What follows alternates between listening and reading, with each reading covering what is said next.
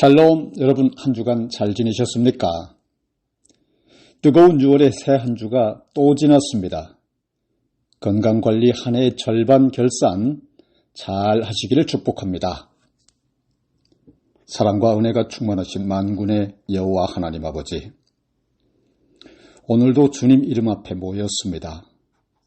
진리로 꼴을 먹이시고 은혜로 거듭남의 축복을 허락하여 주시며 시국 불안정과 세계적 경제 재앙 기류의 위험에서 인류를 구원하시어 믿는 우리로 주님께 영광과 찬양만 올려드리게 하여 주시기를 나사렛 예수 그리스도 이름으로 기도드립니다. 아멘. 말씀이 하나님이신 것을 믿으시면 아멘 하시기 바랍니다. 오늘 저와 여러분이 은혜 받을 말씀은 만남은 축복의 키라고 하는 제목의 말씀입니다. 여러분 인생은 만남의 연속입니다. 좋은 만남도 있고 또 나쁜 만남도 있습니다. 지워버리고 싶은 만남도 있고 자꾸만 보고 싶고 자꾸만 생각나는 만남도 있습니다. 만남에는 힘이 있습니다. 우리 교회 한 여학생의 취미는 퍼즐을 맞추는 것입니다. 지금은 대학생이 되었습니다만 이 여학생의 집에 가면 퍼즐을 만든 그림과 사진이 얼마나 많은지 모릅니다. 집에 들어가는 복도마다 방마다 그림들과 사진이 벽마다 참 많이 빽빽히 걸려 있습니다. 그런데 자세히 들여다보면 액자에 담겨있는 그림이 조각조각으로 나뉘어져 있는 게 보입니다. 조각과 조각을 연결해서 큰 그림을 만들었기 때문입니다. 퍼즐 조각 하나하나 가만 보면 혼자서는 아무 쓸모도 없습니다. 그러나 조각이 조각을 만나고 만남과 만남이 이어지게 되면 큰 그림이 되고 의미가 됩니다.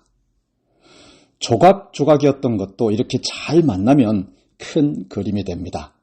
사람도 그렇습니다. 사람도 사람을 만남으로 의미 있는 존재가 됩니다. 서로 사랑하는 것도 서로 돕는 것도 꿈을 품고 함께 일하는 것도 모두 만남에서 시작됩니다. 만남에는 신비한 힘과 무한한 가능성이 담겨져 있습니다. 만남은 변화를 만듭니다. 좋은 만남은 좋은 변화로 이어집니다. 창조로 이어집니다. 남자와 여자가 만나 결혼을 하면 남편이 되고 아내가 됩니다. 남자는 결코 혼자서 남편이 될 수 없습니다. 아내도 결코 혼자 아내가 될 수 없습니다. 아무리 훌륭한 남자라도 공부를 많이 했을지라도 오랜 세월 인격 수양을 했어도 돈을 많이 벌었어도 결코 혼자서는 남편이 될 수 없습니다. 아무리 여자가 예쁘고 싹싹하고 명문대를 나온 금수저일지라도 남편 될 남자를 만나야 아내가 됩니다. 남자가 남편이 되기 위해서는 아내를 만나야 하고 마찬가지로 아내가 아내 되기 위해서는 남편 될 남자를 만나야 하는 것이 자연의 법칙입니다. 집 지키는 멍멍이도 하늘을 나는 새도 암수가 서로 만나 짝짓기를 해야 새끼 멍순이 아기 새가 탄생됩니다. 이 자연 법칙 그대로 남자와 여자는 남편과 아내 되어서 사랑으로 하나가 되고 그래서 자녀를 낳고 부모가 됩니다. 남녀가 결혼해서 아름다운 가정을 꾸려도요, 자녀가 없이는 결코 부모가 될 수 없습니다. 부모의 부모됨은 자녀가 탄생되는 것에 달려 있습니다. 물론 결혼을 했다고 해서 아이를 낳았다고 해서 존재에 큰 변화가 생기는 것은 아닙니다. 큰 능력이 생기는 것도 아니고 인품이 크게 좋아지거나 실력이 크게 향상되는 것도 아닙니다. 그러나 만남이 불러오는 변화는 이렇게 창조적인 것입니다. 여자친구가 많던 청년도 결혼을 하게 되면 아내와의 관계를 더 중요하게 생각합니다. 누구보다 친구를 좋아하고 친구와의 관계를 중요하게 생각하던 사람도 부모가 되면 자녀와의 관계를 더 가장 먼저 생각하게 됩니다. 이처럼 만남은 변화를 동반합니다. 그리고 변화는 능력이 됩니다. 만남에는 힘이 있습니다. 퍼즐 조각 하나가 혼자 떨어져서는 아무것도 할 수 없지만 조각과 조각이 만나고 이어지게 되면 큰 그림이 되듯이 작은 물방울 하나가 모여 강을 이루고요. 작은 강줄기가 모여 바다를 이룹니다. 티끌이 모여 태산을 이룹니다. 그렇지만 모든 만남 중에서 뭐니 해도 가장 중요한 만남은 여러분 예수님과의 만남입니다. 할렐루야. 사람 사이의 만남은 인생의 향방과 관련되지만 주님과의 만남은 영생의 향방과 관련되기 때문입니다. 여러분, 만남에는 힘이 있습니다. 만남은 변화와 창조를 이끌어냅니다. 특별히 예수님과의 만남에는 영혼을 살리는 힘이 있습니다. 예수님과의 만남은 일상의 변화뿐만 아니라 일시적인 우리의 시간과 영혼을 바꿉니다. 예수님을 만나 우리는 하나님의 자녀가 되었습니다. 예수님 때문에 인생이 영원히 죽지 않는 영생으로 바뀌었습니다. 그러니 꼭 예수님을 만나야 합니다. 주님과 함께 무엇을 하든 항상 동행해야 합니다. 주일날 예배 시간에 잠깐 만나고 돌아와서 내 삶을 사는 것이 아니라 주님의 뒤를 따라 주님과 언제나 동행하는 삶이 되어야 합니다. 오늘 본문의 배경은 결혼식입니다. 인생의 중요한 변화를 의미하는 결혼은 참으로 만남의 신비를 잘 보여줍니다. 영국 시인 바이런은 오늘의 본문을 이렇게 노래했습니다. 물이 주님을 만나니 그 얼굴이 붉게 물들었네. 물이 주님을 만나자 향기를 입게 되었습니다. 물이 주님을 만나자 아름다운 붉은 빛깔을 입게 되었습니다. 물이 주님을 만나자 포도주가 되었습니다.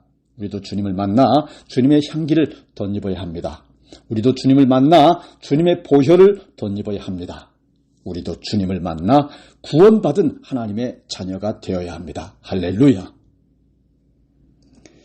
미국 애리조나주에 있는 인디언 보호구역으로 단기 선교를 떠난 제가 존경하는 한 목사님이 있는데요.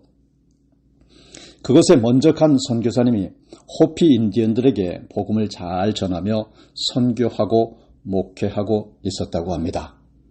미국은 참 풍요롭고 좋은 땅이죠. 하지만 호피 인디언들이 사는 곳은 그렇지 않습니다. 그곳은 1년 내내 모래바람이 불어오는 사막이라고 합니다. 인디언들은 아메리카 대륙의 원주민들이었지만 백인들에게 쫓겨서 사막으로 밀려났죠. 얼마나 한이 많겠습니까? 호피 인디언들은 자치구를 이루고 있지만 거의 사막의 외딴 곳에 격리되어 있는 셈이니 탄압이라 아니할 수 없죠.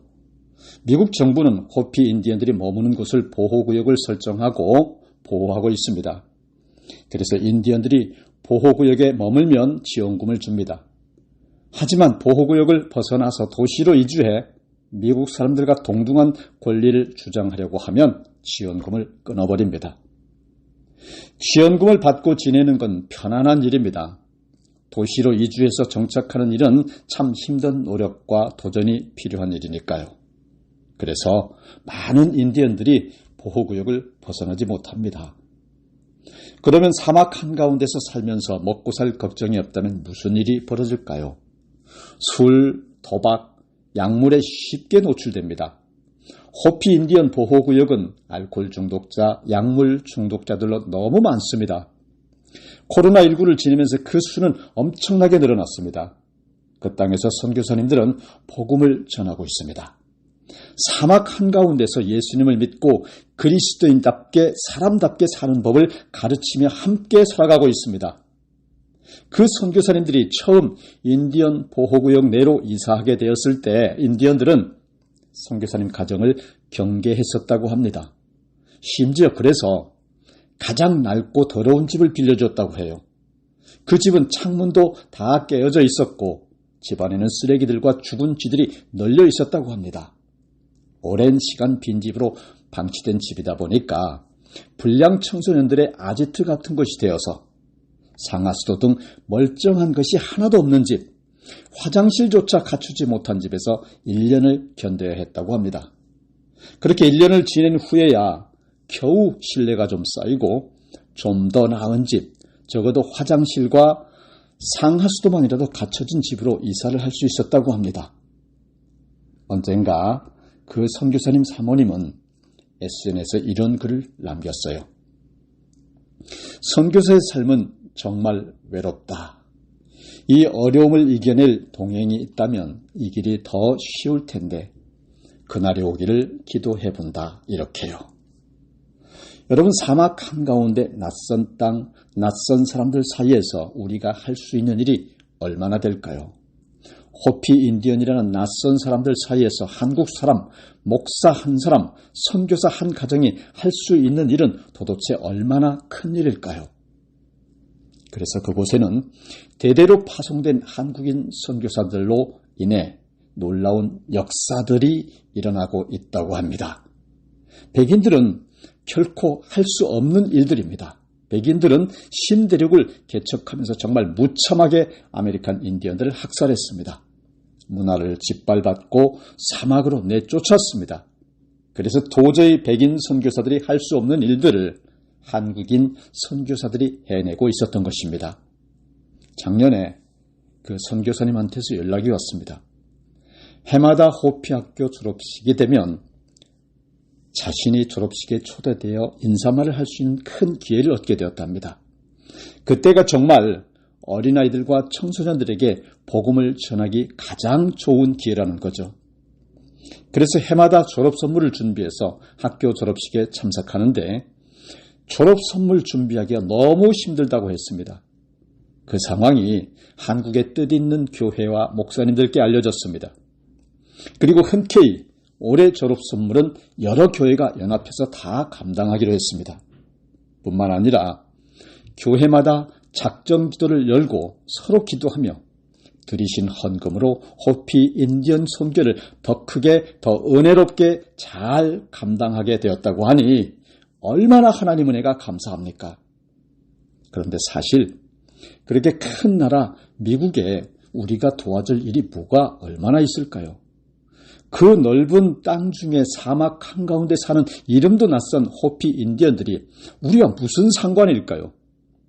우리가 이름도 형편도 처지도 모르는 그들에게 얼마나 큰 도움을 줄 수 있을까요? 그런데 하나님은 한국의 연합한 교회를 통하여 그것 인디언들이 복음으로 다시 일어나게 하십니다. 지극히 작은 한 사람 한 가족을 통해 호피 공동체의 영생의 생수가 솟아나게 하십니다. 할렐루야. 여러분, 제가 목사라는 허울을 가지고 있음에도 설교는 언제나 어렵고 부담스럽습니다. 그럼에도 유튜브를 통해서나마 전 세계 교회와 연합된 성도 공동체에 큰 힘과 위로를 전하는 일이 조금이나마 될 것이라고 하는 일념으로 소임을 그나마 감당하고 있습니다. 우리를 살리신 내 주 예수 그리스도 안에서 나누는 사랑과 만남과 교제이기 때문입니다. 우리는 모두 예수 그리스도 안에 있습니다. 미국에 있어도 사막 한가운데 있어도 인종도 얼굴색도 문화가 달라도 그리스도의 은혜 안에서 큰 띠를 이루어 만나는 일에는 반드시 하나님의 위로와 역사가 나타납니다. 하나님은 언제나 우리를 통해 이루실 놀라운 큰 기적을 준비하고 계십니다. 우리는 그저 하나님의 역사에 참여할 뿐입니다. 내가 가진 작은 힘을 보탤 뿐입니다. 그러면 하나님께서 이루십니다. 오늘 본문이 전하는 가나의 혼인잔치에는 문제가 있었습니다. 포도주가 떨어진 것입니다. 잔치를 위해 많은 사람들을 초대했는데 포도주가 떨어졌다면 참 큰 낭패죠. 포도주가 떨어져서 잔치를 서둘러 끝내야 할 위기를 맞았습니다. 하지만 여러분, 괜찮습니다. 그곳에는 예수님이 계셨기 때문입니다. 혼인잔치에 포도주가 떨어졌습니다. 포도주가 떨어져서 잔치를 더 계속할 수가 없었습니다. 그렇지만 물이 주님을 만나 포도주가 되었습니다. 그리고 잔치를 흥겹게 더 이어갈 수 있게 되었습니다. 그런데 예수님의 이 첫 번째 표적은 예수님 혼자서 다 하신 일일까요? 아닙니다. 여러분, 그 자리에는 많은 사람들이 있었고요. 함께 그 첫 번째 표적을 같이 이뤄낸 것입니다. 합작품인 거죠. 혼인잔치에 포도주가 떨어진 것은 분명 나쁜 일입니다. 그렇지만 포도주가 떨어지지 않았다면 주님의 첫 표적도 첫 기적도 일어날 수 없었을 것입니다.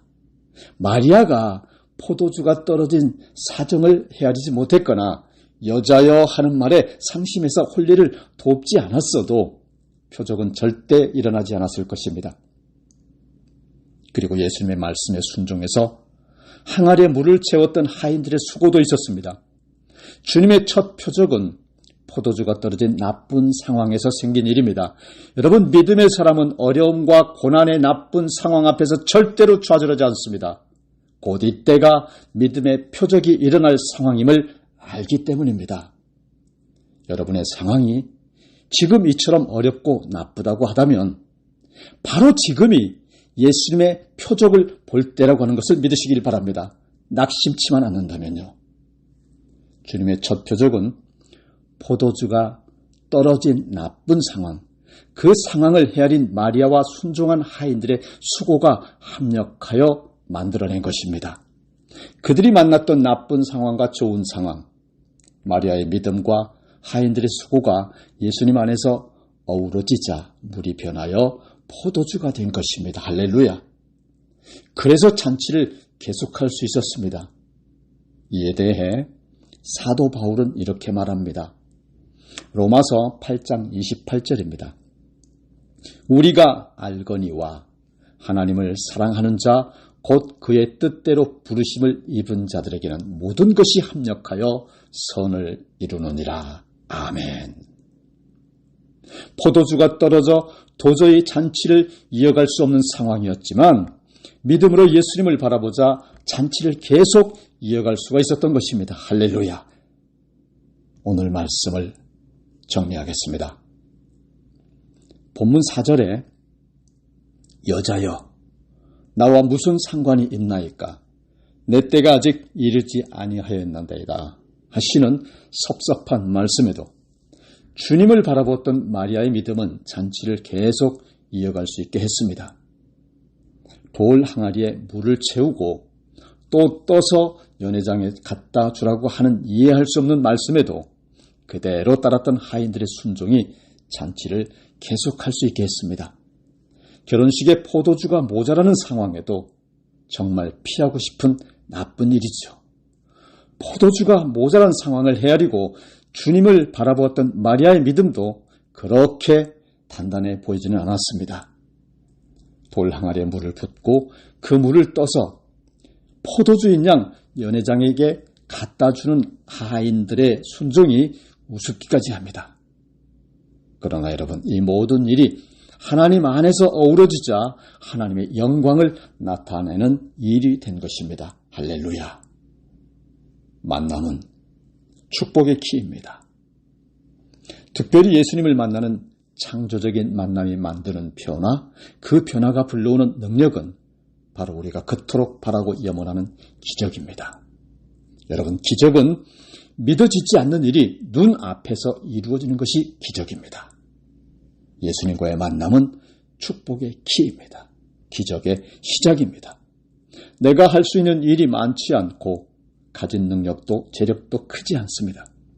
우리가 할 수 있는 일이라고는 그저 돌 항아리에 물을 채우는 정도의 아주 작은 일일지 모릅니다. 그러나 주님을 믿고 바라보고 만나고 믿음으로 돌 항아리에 물을 채우면 물을 붓는 사소한 작은 일일지라도 하나님의 영광은 반드시 나타나게 됩니다. 어떤 형편에서든 어떤 악조건 상황에서든 온전히 예수님을 바라보시고 똑바로 말씀의 길, 믿음의 길, 십자가의 길을 나아가시기만 한다면 반드시 축복의 만남, 기적의 만남, 예수님과의 참 만남을 꼭 만나게 되는 것을 믿으시기를 바랍니다. 다 같이 기도하시겠습니다. 길이요, 진리요, 생명이시며 우리 인생의 진정한 축복의 키가 되시는 만군의 여호와 하나님 아버지, 오늘 우리가 말씀 가운데 은혜를 입고 거듭남의 축복으로 죄를 사함받고 우리의 일상에 향기와 빛깔과 풍미가 더해져서 은혜와 은총, 무한 사랑, 주님의 아름다움이 빛나는 사랑 안에 기적과 축복의 새 삶을 허락받게 됨을 감사드리고 우리를 영원한 생명으로 이끄시는 나사렛 예수 그리스도의 이름으로 기도드립니다. 아멘.